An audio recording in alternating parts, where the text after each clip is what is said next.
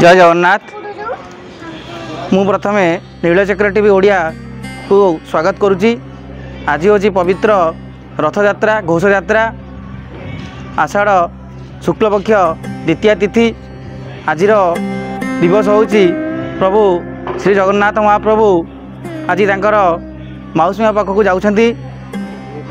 यही रथयात्रार मूल किंवदंती हूँ महाराज इंद्रद्युम्न जेतेबेले मंदिर प्रतिष्ठा कर देइछंती सेतेबेले तांकर समस्त कार्य समापन हो जाइछि। महाप्रभु पचारछंती हे इंद्रद्युम्न तुम्हें तो एत बड़ मंदिर करल एवं कौन तुम्हें चाहूच कुह मु तुमर मनोवांछा पूर्ण करी। महाप्रभु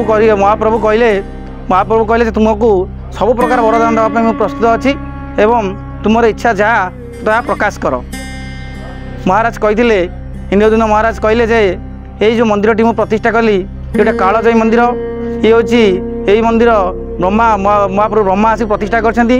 मु चाहूँगी जे मो वंशरे उत्तराधिकारी कहीं न रुहतु से कहे जे ए मंदिर आमर पिता कि आम पूर्वज करछंती तेणु मो वंश कहीं रही ना।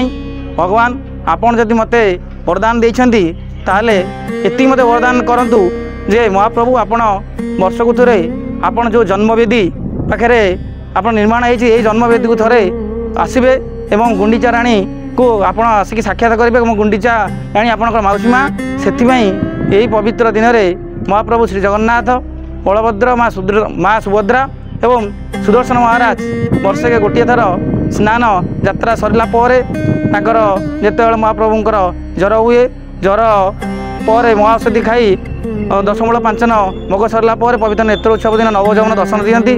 तार परदिन रथयात्रा नीति अनुष्ठित हुए। यही रथयात्रा महाप्रभु तांकर भाई भौणी को सांगे धरी गुंडीचा राणी को दर्शन करने जाइतांती एवं यही यात्रा नवदिनात्मक यात्रा महाप्रभु जाति धर्म वर्ण निर्विशेष समस्त भक्त मानू दर्शन करने बड़दाण्ड को ओल्लई आसी था।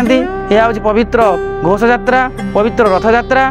यही रथयात्रा हिंदू धर्मर गोटे श्रेष्ठ यात्रा जहाँकि महाप्रभु जगन्नाथ को दर्शन करने देवता माने स्वर्ग आसती महाप्रभु को से दर्शन करने लक्ष लक्ष भक्त मानकर गणरे जाति धर्म वर्ण निर्विशेष सबु धर्मर लोक संप्रदायर लोक महाप्रभु को यही समय दर्शन करती। तेणुक यह हूँ आज रथयात्रा एवं रथयात्रार महत्व। जय जगन्नाथ।